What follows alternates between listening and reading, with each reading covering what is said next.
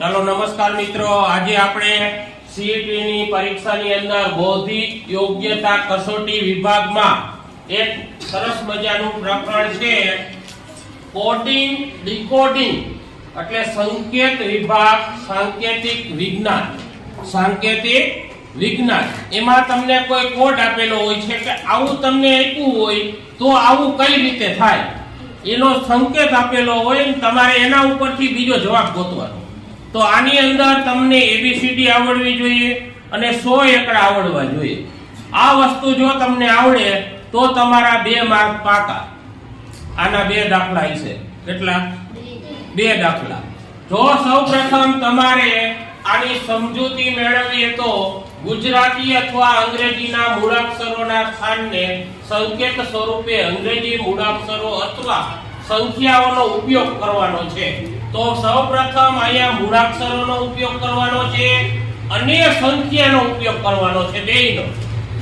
અંગ્રેજી મૂળાક્ષરો A થી Z સુધી અને દરેકને તમે 1 2 3 4 નંબર 5 નંબર 6 નંબર એમ કન્ટિન્યુ દેતા જાઓ તો કુલ 26 નંબર આવે। કેટલા નંબર આવે? 26। તો આપણે અંગ્રેજી મૂળાક્ષરો છે એ કુલ 26 છે, એને આપણે નંબર આપી દીધા, સંખ્યા આપી દીધી અને મૂળાક્ષરોના નામ પણ લખી લીધા। હવે અંગ્રેજી મૂળાક્ષરોની અંદર 26 મૂળાક્ષરો છે, એમાં 5 સ્વર। આ સ્વર યાદ રાખજો, A E I O U ઈ સ્વર કહેવાય અને બાકીના 21 છે ઈ વ્યંજન કહેવાય છે। આટલા મુદ્દા 1 2 અને આ 3 મુદ્દા જે તમે સમજી લેશો તો તમને આગળના 3 બોર્ડના દાખલા આવડી જશે। તો ચાલો ઉદાહરણ પહેલું આપણે જોઈએ। તો પહેલો દાખલો DEBIT શબ્દનો અંગ્રેજી મૂળાક્ષરોને તેમના મૂળાક્ષરોના ક્રમમાં ગોઠવણીનો સાચો ક્રમ લખો। હવે ચાલો અહીંયા આપણને એક શબ્દ અંગ્રેજીમાં આપેલો છે DEBIT। તો આ 1 2 3 4 ને 5 મૂળાક્ષરો આપ્યા। કેટલા? તો ચાલો જી આમાંથી જુઓ જી, સૌથી પહેલો મૂળાક્ષર કયો આવશે? B। કયો આવશે? B। તો અહીંયા તમારે રફકામમાં B લખી નાખવાનો। હવે કયો આવશે?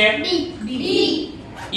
D આ D છે તો D આવશે, D લખી નાખવાનો। હવે આ E નો આવે, E આવે, E D પછી E છે, હવે E આવશે।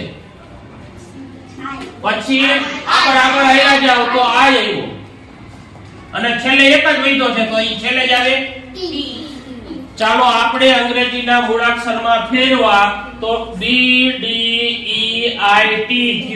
તો ચાલો A B C અને D માં ઈ કયો છે? C। તો કયો જવાબ આવશે? C। ચાલો 1 માર્ક મળી ગયો।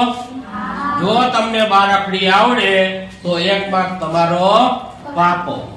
દરેક પ્રેક્ટિસ પેપર તમે જોવો એમાં આવો એક દાખલો તો હશે। ચાલો બીજું ઉદાહરણ, આપેલા શબ્દના અંગ્રેજી મૂળાક્ષરોને તેમના મૂળાક્ષરોના ક્રમ પ્રમાણેની ગોઠવણીનો સાચો ક્રમ લખો। ચાલો અહીંયા આપેલો છે એક શબ્દ એન્જલ, ઇંગ્લિશ, કોઈનું નામ લખેલું હોય વિશાલ, અતુલ કે કોઈ પણ નામ લખેલું હોય એને તમારે અંગ્રેજીના મૂળાક્ષરોમાં ગોઠવવાના છે। તો અહીંયા આપણને એન્જલ નામ આપેલું છે તો આપણે એને મૂળાક્ષરોના ક્રમમાં ફેરવીએ તો પહેલો અક્ષર કયો આવશે? A।